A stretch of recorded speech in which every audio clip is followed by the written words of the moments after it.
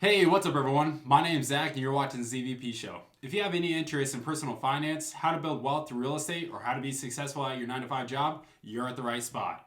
So an article published by CNBC in this past week, it showed that mortgage applications were up by 55% from the previous week, and that the total volume was up by 192% for the whole entire year. And additionally, due to the major drops in mortgage interest rates, refinancing has gone up by 79% from the previous week, and a total of 479% from the previous year.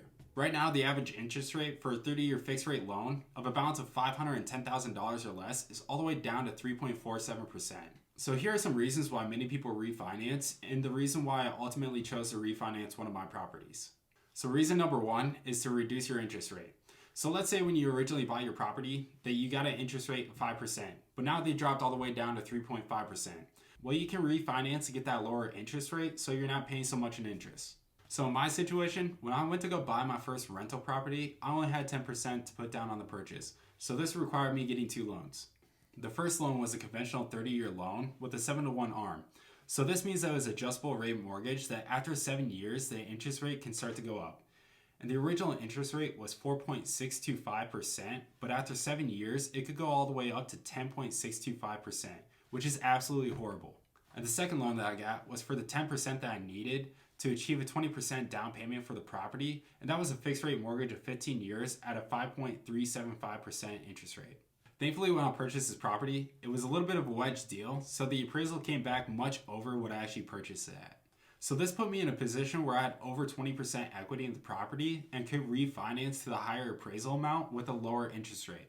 And that ultimately dropped my payment by a couple $100 and got me out from that adjustable rate mortgage. I know what you're all thinking. Why would you take advice from a guy who made such a dumb mistake when purchasing a property? But that was the first property I ever purchased, and I really had no guidance on it. And I've been able to use this as a learning experience so that you don't make the same mistakes as me. And the second reason to refinance a property is so that you can get rid of mortgage insurance. Usually when you purchase a property with less than 20% for a down payment, you end up with something called PMI, which stands for private mortgage insurance. Usually when you achieve 20% equity in that property, that private mortgage insurance goes away. But in the case of an FHA loan, you end up paying that mortgage insurance throughout the whole life of the loan. So if you have this type of loan, once you achieve a 20% equity position, either through paying down on the loan or the value of your property goes up, you can refinance to remove that mortgage insurance, which can end up saving quite a bit of money on your payments. And the third reason to refinance is for a cash out refinance.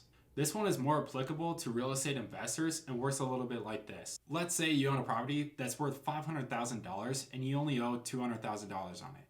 So you have $300,000 in equity in that property, and a great deal comes up, but you don't have the cash put down on it. You can go to the bank and ask for a cash out refinance, and usually the bank wants you to maintain a 20% equity position within the property, so they could offer you a new loan of $400,000 to pay off your old loan, and that will give you $200,000 back into your bank account to use for whatever. Hopefully you use this money for something like a down payment on a new real estate deal, or something that generates you money, versus something like a new car or a vacation or any other lavish item. So here's some of the cons with refinancing a property. First, you end up resetting the amortization schedule of that loan. Each month that you're paying on that mortgage, the amount that you're paying towards interest starts to go down, and the amount that you pay on principal starts to go up. So if you've been paying on a home for 5 to 10 years, it really sucks to reset that schedule. It can also extend how long you have that loan for. So if you had a 30-year loan and you had 10 plus years of payments on that loan and you refinance to a lower interest rate on a new 30-year loan, now you have 30 years that you have to pay off that loan for instead of 20 or less. The second con for refinancing is the fact that refinancing costs you money. There's no such thing as a free refinance. Some companies offer a no closing cost refinance, but that cost is either wrapped up into the loan or with a higher interest rate, which involves taking negative points on the loan. Most refinances cost somewhere between 1 to 5% of the loan total. So if you refinance a $500,000 loan, that can cost you somewhere between $5,000 to $25,000. And the last con of refinancing is taking on extra debt. Particularly with the cash out refinance, when someone goes to refinance, they're pulling out extra debt. So using the previous example with a $500,000 house and only $200,000 left to pay on it, let's assume to purchase that property, you had to take out a $300,000 loan with a 20% down payment and a 3.99% interest rate. The principal and interest payment is going to be $1,144. After refinancing to that higher amount of $500,000 with 20% equity in the property, you now owe $160,000 more than the original loan, which can be riskier and you have a higher monthly payment. Refinancing to that higher amount will mean that your principal and interest payment will now be $1,907 per month.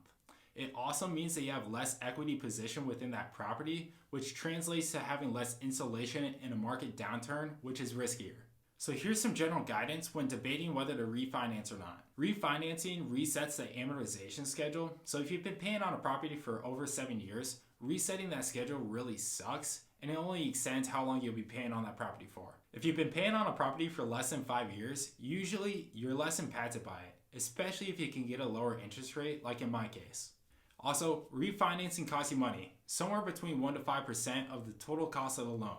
So make sure you have money available to pay for it. Also, just be smart. Don't use a cash out refinance to go on a lavish vacation, buy a new car, or buy anything else that doesn't generate you money. As always, thank you for watching this video. If you enjoyed this content or found it helpful, be sure to give the video a like and subscribe to my channel. I release content every Tuesday and Saturday.